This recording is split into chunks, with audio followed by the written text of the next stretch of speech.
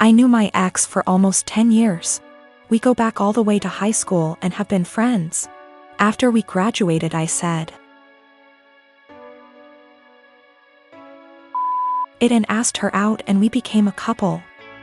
We dated for almost 6 years before she came to me and told me she was pregnant. I won't lie, I loved her at the time, and this was actually quite exciting to me, so I proposed. She, however, seemed super worried. I sat down and talked with her about it. I told her that even if she did decide to terminate the pregnancy, I would be by her side and still wanted to marry her. She was super awkward about it, but decided to keep the child and accepted my proposal. These past 7 months have been a roller coaster. She moved in with me and we began getting ready for our daughter's birth, and we were planning on getting married after she is born. That was until a few weeks ago.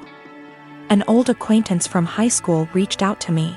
I was never good friends with him, but he said that he felt guilty about letting an innocent man suffer for his and my ex's mistakes. This guy claimed that he was the father of my ex's child and that my ex had been lying to me.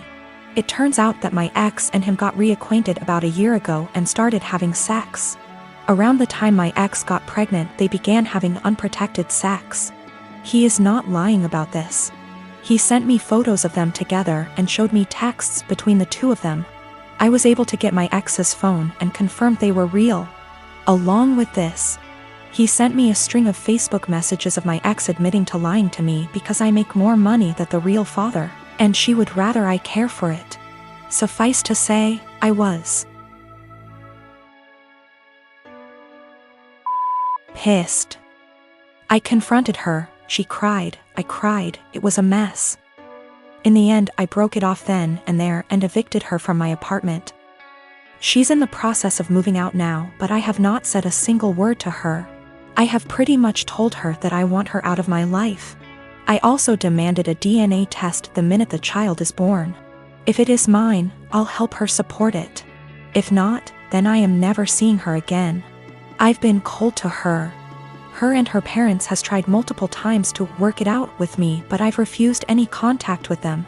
At one point she got all of her friends together to try to talk to me, and I kicked them out of the apartment with threats of calling the police. Anytime she's tried to reconcile, I've shut it down. My friends are saying I'm in wrong here. According to them, she's pregnant, and because of that I should at least be helping her till the baby is born, even if it isn't mine. I disagree fully, but I could be wrong. So, right now I'm in kinda a shitty situation. I've been treating my ex-fiancé pretty cold and demanding a paternity test for the child she's carrying. All of my friends are saying I'm being a major asshole, but I don't feel that way. One of my best friends, Carla, is getting married soon. It's only meant to be a small backyard type of wedding, but they've been planning it for a few months now, and originally, it was supposed to be on my property. They wanted it because it's private, has lots of open space for the reception, a nice view, and the house could be used for them to get ready and stuff. Of course I said yes. She and her fiancé, Rick, were very happy. Thing is, Carla and I do have a history. We went out on and off in college but decided to stay friends. Then I met my wife, we got married, Carla met Rick, and now here they are. Now my wife knows I went out with Carla back in college and she didn't care. Carla still went to our wedding and everything. I never knew if Rick was told or not. It's not my relationship, therefore not my business to say anything, so I never did. Rick found out recently, and not in the best way. Not sure how, but from what I heard from friends is that one mutual friend told him, no idea why, we used to date. Not only that, but apparently Carla said a couple years ago she was still in love with me when she was already dating Rick. Don't have actual confirmation if that's exactly what he was told. All Carla's told me is that Rick was told about our past and he's angry at her for never saying anything. It became quite a drama and didn't hear from her for over a month until now. She told me they're going to couples counseling and that the wedding is still on. But Rick requested that I not attend. It sucks, but I totally get why he wouldn't be comfortable. Then I asked the obvious question, where are they going to hold the wedding then? To my surprise, she said they still want it at our place. Rick said so too, and in my mind I'm going, he doesn't want the guy who dated his fiancée years ago at the wedding, but still wants the wedding at his house. My wife and I are expected to just not be at our home that weekend, and I told Carla no.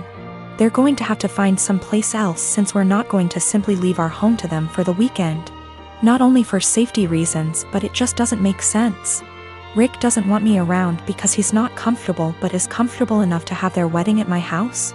They really want their wedding here though, and because of that I've been bugged by not only her but also Rick, and some friends who think I'm being a petty asshole for not letting them have the wedding here anymore. Honestly, don't think that I am. It just doesn't make sense at all to have to leave our own place for a wedding we're no longer welcome to and leaving our home totally vulnerable. Still, being accused of sabotaging their wedding, and Rick believes it's the least I can do after everything. My dad married my stepmother 3 months ago, and I feel like it made my life significantly harder and less pleasant. They moved in with us, and for the indefinite future this situation will not change. We have a 3-bedroom house, and before they moved in, my dad and I had our rooms, both with bathrooms. And there was a smaller room which was a study for my dad. After they moved in, Jenny, 16, turning 17 next month, got my room. And I had to share the smaller room with 11-year-old Tom and 10-year-old Mike. All my books, my telescope, my stuff are packed and in the basement now since there's no space anymore. This made me real angry, but my dad told me that I have to be a team player, and this is what him and his wife agreed on. Jenny treats me like shit. She sometimes acts as if I'm not there at all, and sometimes is super aggressive and hostile towards me. The other I asked Tom to stop going through my things, and she became so angry that I have no right to order her brother around. She told me to get it in my thick skull that I'm not their big brother to tell them what to do, even though all I asked was for them to stop going through my things. She said it's best if I don't talk to them at all since that way they will get less influence from a weirdo like me. What I don't get is that if she's so concerned that I might leave a bad influence on Tom and Mike, why doesn't she take them into her room? Tom and Mike don't respect any boundaries. They're always through my stuff. I have a watch which was a gift from my mother. She died of cancer, and they took it from my drawer and lost it. I found it weeks later in the basement with its front glass broken. Before they moved in I used to get a $100 allowance every month. Now Jenny gets $75, I get $35, and Tom and Mike each get $30. I had an Xbox, but these kids broke it down. I used to spend a lot of time with my dad. He used to come see me play basketball almost every week. He hasn't done it even once in the past 3 months since he's always working overtime. We eat out once a week, and none of them in these 3 months have been to any of my favorite places, but Jenny, Tom and Mike have each chosen their favorites more than once. I complained about all of it to my father last week, and he told me that family is all about sacrifices, and I have to make mine. Haven't I made enough sacrifices already? I feel like I'm the only one making sacrifices. I looked forward to them moving in here, but I now feel like an outsider at home. It's not my home anymore. Life has become very difficult for me. I spend as much time as I can outside because inside is so frustrating, but this is causing problems as well. My dad keeps telling me that not being around means I'm not accepting them as part of the family, while in reality it's the opposite. So I get grounded for not being around, and being around is horrible. I don't want to live here anymore, but I'm only 15 and can't move out. I have nobody else who can take me in. I can't stay here for 3 more years. I'll go crazy. I often fantasize about running away at night, but I know that's also as horrible, if not even more. I am a 37 years old male. I have a 13Y.0 son. I was a widower when I met my now wife. She has a 16Y.0 daughter from another relationship. The family is often on pretty good terms. My son is the quiet one in the house. He keeps to himself a lot, but not to the point of being concerning. My wife and stepdaughter are the complete opposite. They both encourage him to be outgoing and share activities and join gatherings with extended family. My son complained about having to be forced out of his comfort zone and having his need for space invalidated. I spoke to both my wife and stepdaughter and asked them to give him space and freedom to spend his time however he wanted. They apologized and promised to let him be. As Mother's Day was approaching, I wanted to throw my wife a surprise Mother's Day celebration. It was no longer a surprise because my stepdaughter gave her the heads so she could prepare. Yesterday I got off work earlier than usual to get final arrangements done. We planned to celebrate at the restaurant and invited her family there. I had the key, and while I was entering the house through the front door, I overheard my wife and stepdaughter talking to my son.